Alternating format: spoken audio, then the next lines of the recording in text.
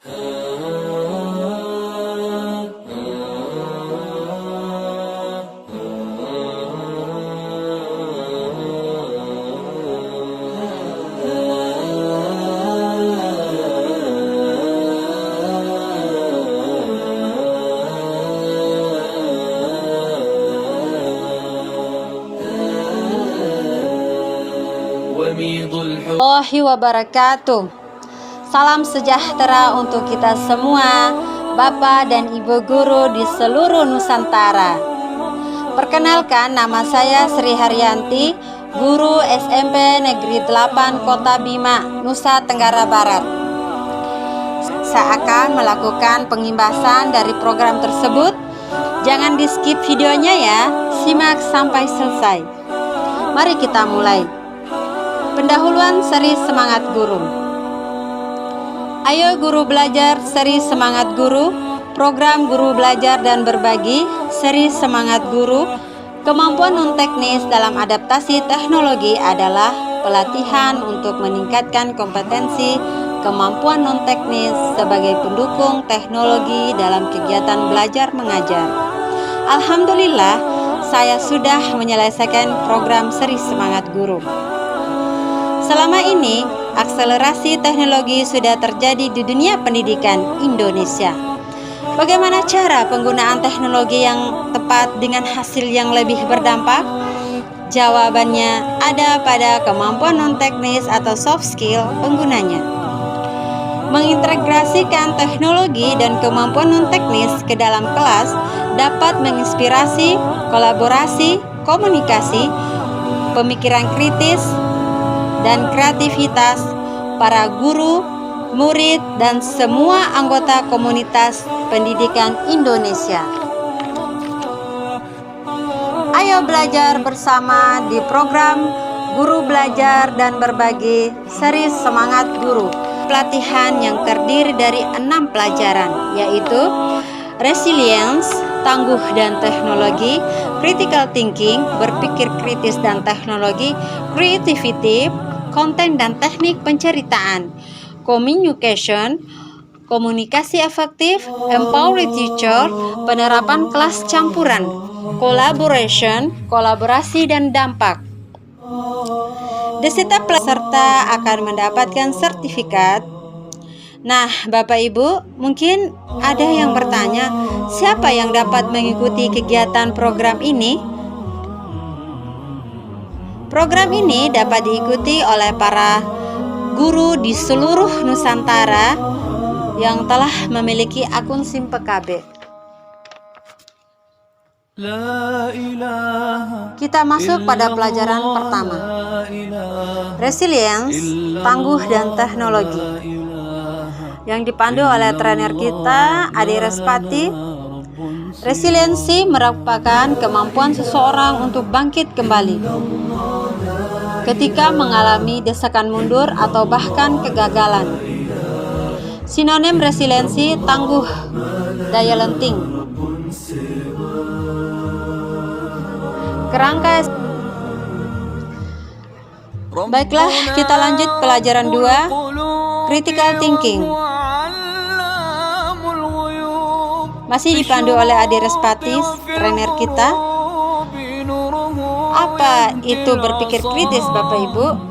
Berpikir kritis sebagai proses berpikir, observasi, refleksi, menalar, yang disiplin, mahir, dan aktif dalam membuat konsep, dari menerapkan, menganalisis, mensintesis, dan atau mengevaluasi informasi. Mengapa harus berpikir kritis? Bapak Ibu, silakan ya dijawab.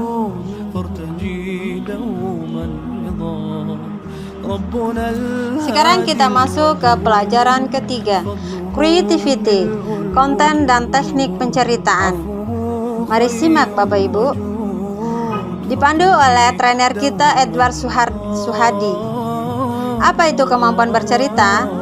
Adalah kesanggupan atau kekuatan yang dimiliki oleh individu untuk mengumpulkan gagasan atau ide secara lisan maupun tulisan yang mengisahkan tentang perbuatan, pengalaman, dan kejadian. Apa itu konten? adalah segala bentuk komunikasi, terutama audiovisual, informasi, himbauan, dan ajakan. 3 tahap membuat konten. Saya harap yang menyimak video ini sudah tahu dan pernah membuat konten. Yang pertama, membuat rencana. Kedua, mengeksekusi. Yang ketiga, memasarkan. Membuat rencana, kita harus mengerti persis apa masalahnya, mengerti persis apa solusi paling tepatnya, mengerti persis siapa yang diajak omong, siapa pemirsanya.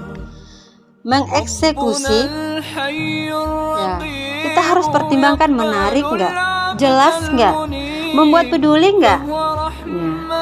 Pada bagian memasarkan, ya, menyampaikan dengan pengantar yang tepat, menyampaikan di waktu yang tepat, bagaimana mengajak supaya lebih banyak orang yang melihat. Pelajaran keempat oleh trainer kita Vena Anissa dan Vivit Kavi, komunikasi efektif. Komunikasi efektif adalah sebuah strategi bagaimana caranya untuk menciptakan hubungan yang baik dengan rasa empati sehingga mengakibatkan sebuah tujuan tercapai. Komunikasi efektif adalah proses pertukaran ide, pemikiran, pengetahuan, dan informasi yang disajikan dengan cara yang paling dipahami oleh penerima sehingga tujuan atau niat dapat terpenuhi dengan sebaik mungkin. Ya, maksudnya ada nyambungnya Bapak Ibu, sifatnya 2 arah. 2 arah itu bagaimana cara kita mendengarkan untuk mendapatkan makna penuh dari apa yang dikatakan dan juga membuat orang lain merasa didengar dan dipahami. Mindset kita, pola pikir kita dari komunikasi efektif ini bahwa seorang komunikator yang baik harus dapat berbicara dengan baik, harus dapat melakukan presentasi yang memukau. Padahal dalam komunikasi efektif, yang paling penting adalah bagaimana cara kita memahami juga apa yang diinginkan, apa yang dipahami oleh lawan bicara kita. Apa sih yang namanya empati, Bapak Ibu? Empati adalah berusaha atau usaha kita untuk memahami cara pandang orang lain berdasarkan realita dan keadaan dari orang tersebut. Kata kuncinya di sini adalah paham. Kita dipahami, kita memahami orang itu. Ini 2 arah. Bagaimana cara kita menerapkan empati dalam kehidupan sehari-hari? Ini ada konsep non-violence communication, observasi, melihat keadaan apa yang membuat seperti itu, feeling, perasaan yang sedang dialami, misalnya kesel, sedih. Kita harus bertanya apa perasaannya, need, kebutuhan, apa yang dibutuhkan oleh lawan bicara supaya bisa diakomodir, request, permintaan, keinginannya yang terpendam, yang harus diungkapkan, dicarikan solusi keluar dari masalah ini. Mindset atau pola pikir kita harus dirubah. Mari kita merubah pola pikir kita dari menganalisa dan menentukan tingkat kesalahan seseorang, merubahnya menjadi fokus untuk mengetahui kebutuhan kita dan orang lain, saling mengerti dan saling memahami. Fokus di progres, bukan di kemenangan instan. Sedikit demi sedikit kita mengerti orang lain, dan sedikit demi sedikit kita paham orang lain, paham kebutuhannya, paham kebutuhan kita, dan akhirnya merujuk ke hubungan baik tersebut. Mendengar untuk mengerti, bukan untuk merespon, ya Bapak Ibu. Proses perubahan memerlukan kolaborasi. Kolaborasi memerlukan komunikasi yang baik. Hasil kolaborasi dan komunikasi yang baik akan menghasilkan hubungan yang baik. Praktis komunikasi efektif yang dipandu oleh trainer kita Firza Daud Tentukan tujuan dari komunikasi yang akan dilakukan. Mengerti siapa dan kebutuhan lawan bicara. Hubungkan perasaan Bapak Ibu dan lawan bicara dengan empati.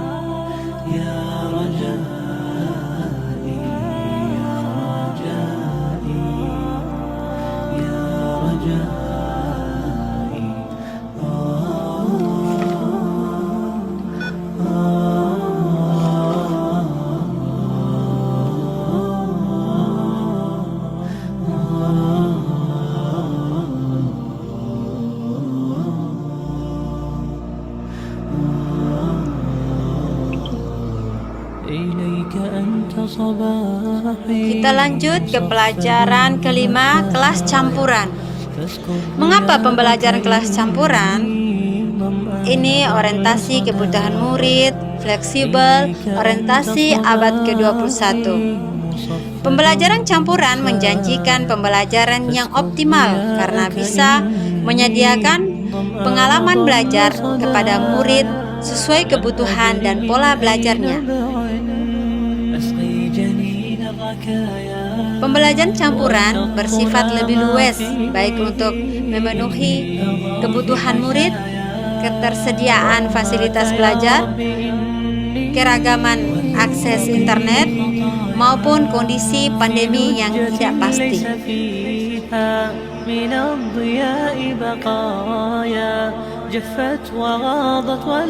Pembelajaran campuran lebih memungkinkan bagi guru untuk memandu murid dalam menguasai 4C, kompetensi abad ke-21 yaitu critical thinking, creativity, collaboration, dan communication.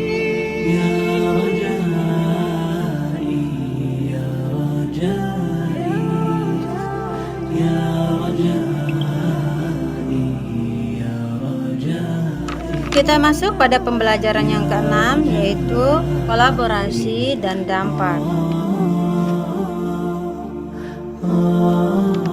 Beliau ini adalah Dr. Iwan Syahrir PhD, Direktur Jenderal GTK Kemendikbudristek. Tips kolaborasi dan dampak: meningkatkan kapasitas diri, membangun komunikasi aktif dengan orang tua, aktif di komunitas atau sesama kerja, hargai profesi guru dan kolaborasi guru.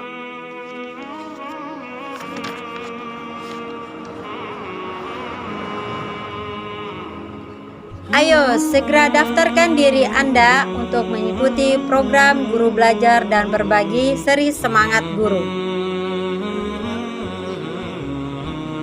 Salam Guru Belajar, belajar semangat guru. Thanks. Wassalamualaikum warahmatullahi wabarakatuh.